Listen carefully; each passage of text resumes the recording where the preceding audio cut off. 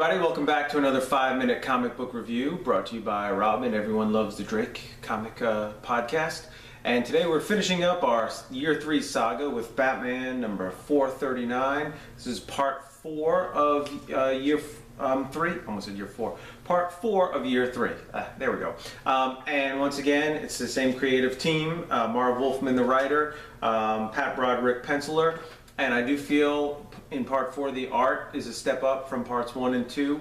Don't know if that's related to the price increase or what, but there's just so much penciling work, so much shading, a lot of rain, faces. I love the way Pat Broderick draws faces, even Nightwing's like outrage right here in the front.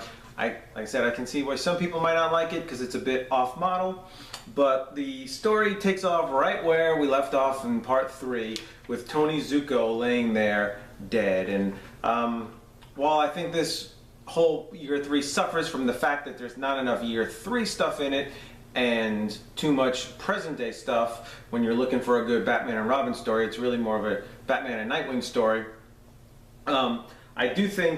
I do like the fact that they pulled so much from the original appearance of Dick Grayson, which was Detective Comics number 38, way back in 1940. I'll put a link right down below there if you'd like to grab a copy of Detective 38. It's only 99 cents right now as of this recording on Amazon and Comixology, so it's a pretty good read for, you know, about $1. And Tony Zucco's in that issue, and I love how they pulled right from issue 38, but I wish they just pulled a little bit more. But it kind of starts off where we left off, where how could Batman just let Tony Zucco die? And Batman reassures Dick Grayson, Nightwing, that he did not know this was going to happen. Now, Dick Grayson kind of chastises Batman a little bit here because he says, "Why don't you open up, Bruce? Why don't you open up? Bruce is so shut off." And I think this is kind of the Batman that I was starting to read, closed off. And so it was kind of shocking for me to see him later on in the Grant Morrison run and some of the other runs, to see him open up and kind of embrace this family. And in that Red Robin issue where Bruce comes back from being, you know, all the lost in the time stream, and he hugs Tim Drake like that, it was kind of like, wow, this is really different from the guy I was reading back in middle school here. Dick and Bruce, they have a little go around or so, just verbally in the Batcave, and then we have our Year 3 stuff. It's a flashback, and as I said in the last podcast, I was confused about the oval on Batman's chest, which you can't really see in the cover. Batman's just this shadow, but I always like this cover. It reminds me of the animated series Perchance to Dream. I like this a lot. We have a flashback to the court scene where Bruce was going to not adopt Dick Grayson. He didn't want to adopt him, but just make him his ward. And so, out of respect for his father and the fact that Dick says, "You can never be my father," so sorry, I'll just be my ward. And so, where I thought maybe a lot of time had passed, because they talk about Dick's time in the orphanage and with the sister, they say that it's only been 1 month since his parents' death, so that throws the whole oval, non-oval thing out the window there, taking a year. And it makes me wonder, how did this sister have such an impact on Dick Grayson for just 1 month of his life? But I guess she did.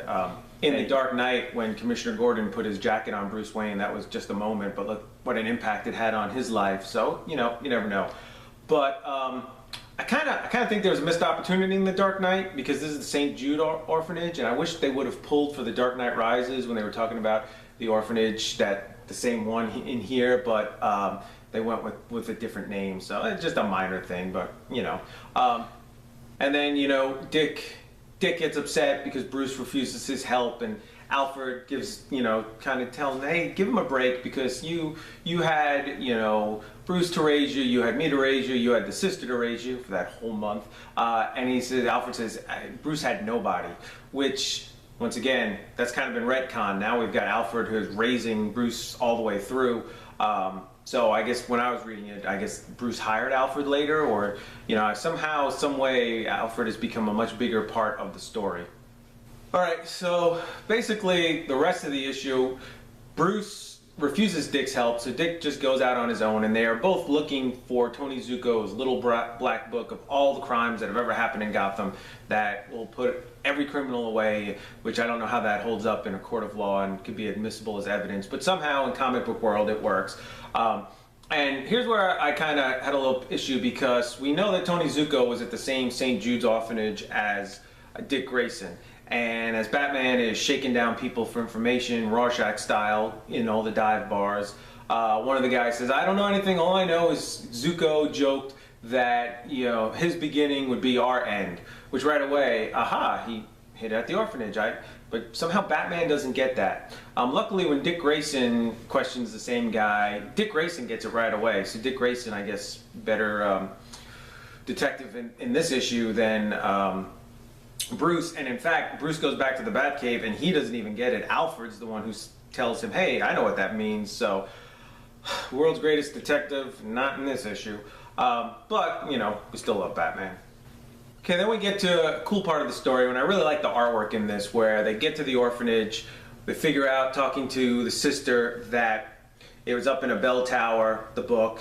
There's lots of rain, and just the shading and the artwork and the rain in this, I think, is just really, really cool. Even in the old-fashioned style paper, it really pops. I'm probably gonna have to buy this digital to see how it looks digital too, because it looks really good. I really like it. And Batman and Nightwing, they have a confrontation with one of the gangsters who comes up there, figures it out, tries to get the Black Book, and it kind of ends with the gangster getting killed, falling off the bell tower, and the book being destroyed in the rain. And it ends with kind of Bruce and Dick here thinking. And I thought this was kind of unfair, because Bruce even mentions how Dick came up with the solution to the riddle, I guess, if you call it a riddle, or the clue.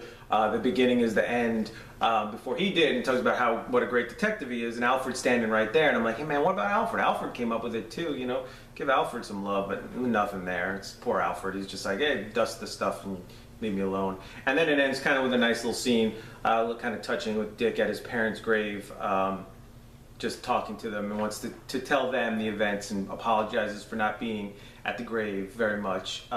So that kind of sums up year 3. And overall, it's a decent story, but if you're looking for, hey, I want the definitive Dick Grayson, how did he become Robin, I want to read all about it, this isn't the story. It's just kind of a minor flashback. It really should have had a different title and take that year 3 off it, or just minor year 3 flashbacks here and there. It doesn't deliver. In this issue, you just get some courtroom scenes of the sort of adoption. I don't know what you call it if you make somebody your ward, and if that has a different term, but it's not the story we want. We want Batman and Robin swinging from rooftops and beating up Joker and Riddler and Two-Face and Catwoman, and what did Commissioner Gordon say when he first saw Robin? What did the Joker say? What did everybody say? And what was Robin's first impression? You get none of it in this issue. So, you know, from that, it's kind of a disappointment. There are a lot better retellings, including this one right here, Detective Comics number 38, where it all started. Right there. It's just an awesome cover. It's been used a lot in various parodies of it. So that, I think, is an even better telling. Oh, that's the original telling. And, you know, it's been told several times. I think that Batman Animated Series Robin Reckoning does a great job telling the Robin origin story.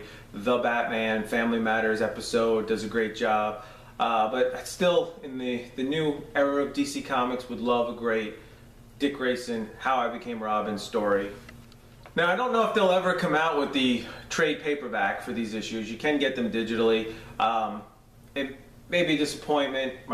Rob, you know, he always talks about they should put it in a trade paperback with this and Lonely Place of Dying, because the next issue, 440, starts off Lonely Place of Dying. I don't know if they'd have to change some stuff. In one of the issues, Nightwing makes a very, very politically incorrect statement, talking about Batman, and he says that he left a trail that even Stevie Wonder could see, or something like that, and that just, I mean, would not fly. Having that line about one of the most famous people and making fun of someone's handicap in 2016 is not going to stick. I mean, maybe in 1989 that flew under the radar or something, but when I read it, I was like, oh my goodness, how did this get in there? That's bad. And you make fun of a blind person. Maybe they thought blind people don't read comics since they can't see it or something, but still, I mean, I thought that was in poor taste. So maybe they could just change that to something else. But maybe one day, maybe not. Probably Probably not. I don't think there's huge public outcry for this. I think it deserves a better retelling, so hopefully we'll get maybe the definitive Robin origin story. So if you would like a much more in-depth look at the whole Year 3 saga and this issue in particular, you can check out Robin, Everybody Loves the Drake podcast, episode number 4. I'll put a link right down there where you can connect to it. And this is Rob again, solo. He's, waiting for me to join because I'm in episode 5, so you'll see that one in the next one. But it's definitely worth a listen to Rob give his thoughts on the whole Year 3. And it's kind of funny because it's Robin, Everyone Loves the Drake, and there's no Tim Drake, but it's the setup for Tim Drake coming up in Lonely Place of Dying, which is definitely a better story than Year 3. Although I do like Year 3, but I do admit it does have its weaknesses. So hopefully you'll pick it up. Maybe it'll be on a digital sale, or you spend the couple bucks to read it and enjoy it. Or if you have read it, leave a comment. Let me know what you think. Listen to the podcast. Let you know what Rob thinks. And I'll see you next time. Thank you.